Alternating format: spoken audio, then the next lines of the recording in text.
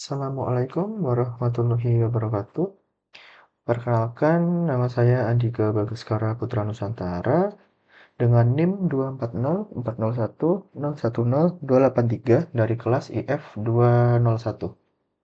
Di sini saya akan menjelaskan tentang anger management.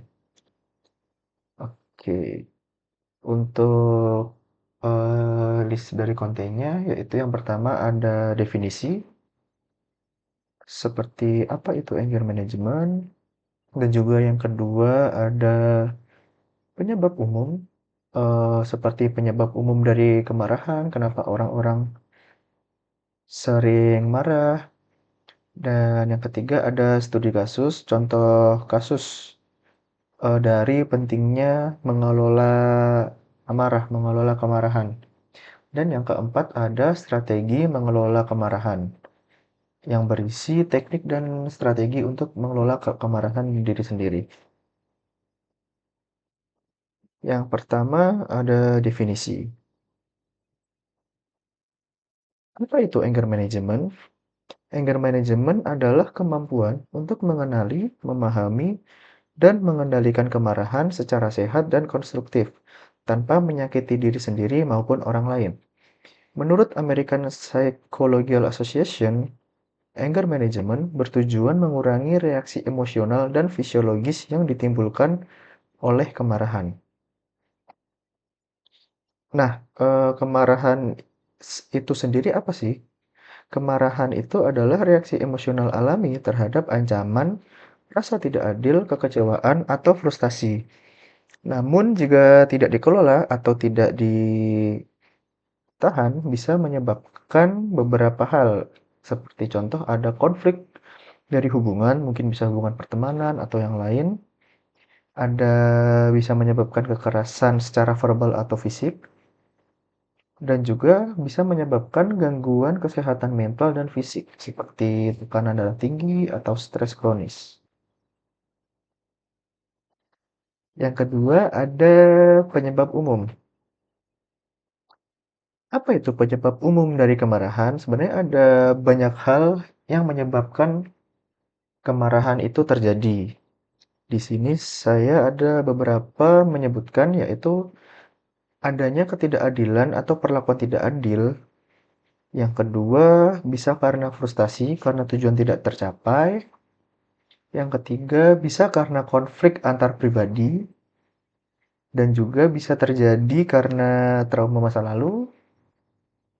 Kemarahan juga bisa terjadi karena tekanan pekerjaan atau kuliah. Dan juga bisa juga karena adanya kurangnya keterampilan komunikasi yang dimana bisa menyebabkan kesalahpahaman antar pribadi. Nah, untuk dampaknya sendiri, dampak dari kemarahan itu dapat memicu tekanan darah tinggi, stres, atau bahkan bisa juga menyebabkan masalah jantung. Lalu bisa juga memicu konflik interpersonal dan kerusakan hubungan sosial. Yang ketiga ada studi kasus. Contoh studi kasusnya adalah di sini saya mengambil mahasiswa yang gagal sidang skripsi. Seorang mahasiswa marah besar dan menyalahkan dosen pembimbing karena skripsinya ditolak. Lalu ia membentak di grup WhatsApp dan menulis komentar negatif di media sosial. Apa saja dampaknya? Dampaknya yaitu hubungan dengan dosen bisa rusak. Dan juga reputasi dari mahasiswa itu sendiri pasti menjadi buruk. Dan juga mahasiswa itu sendiri pasti juga stres berkepanjangan.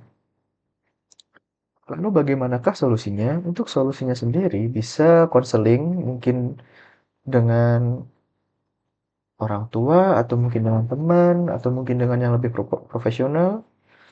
Lalu bisa belajar menerima kritik, bisa menggunakan teknik relaksasi yang dia tahu, atau membuat perencanaan ulang. Lalu yang keempat ada strategi mengelola kemarahan.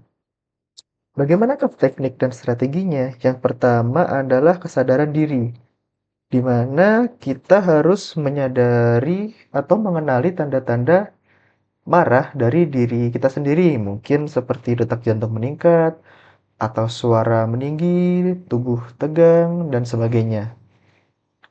Lalu ada teknik relaksasi seperti pernapasan dalam atau deep breathing yang bisa digunakan untuk menekan emosi atau menekan kemarahan.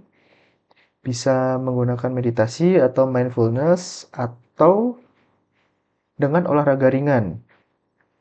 Mungkin seperti lari, push up, atau sebagainya. Lalu yang ketiga ada reframing, yaitu mengganti pikiran negatif dengan narasi netral atau positif seperti berikut. Daripada berpikir dosen ini sengaja mempersulit saya, mungkin bisa diganti dengan mungkin ini bentuk evaluasi agar saya lebih siap. Lalu ada time out, yaitu menjauh sejenak dari situasi pemicu dan diam menenangkan diri beberapa menit untuk meredam emosi. Lalu ada komunikasi asertif, yaitu menyampaikan perasaan marah tanpa menyalahkan. Contohnya menggunakan iMessage seperti saya merasa kecewa karena saya sudah berusaha keras dan berharap mendapatkan hasil lebih baik. Dengan kalimat seperti itu, maka tidak akan ada pihak-pihak lain yang merasa tersakiti.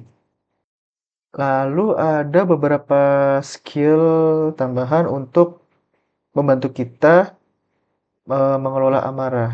Yang pertama tadi sudah saya sebutkan, kontrol diri dengan tidak langsung bereaksi saat marah, mungkin bisa menenangkan diri dengan deep breathing atau yang lain. Lalu ada empati, yaitu melihat situasi dari sudut pandang orang lain. Bagaimana jika kita berada di posisi orang tersebut? Lalu yang terakhir ada problem solving, yaitu keterampilan ini membantu mengalihkan fokus dari emosi ke tindakan solutif. Sekian penjelasan dari saya tentang anger management. Mohon maaf bila ada salah kata. Terima kasih. Wassalamualaikum warahmatullahi wabarakatuh.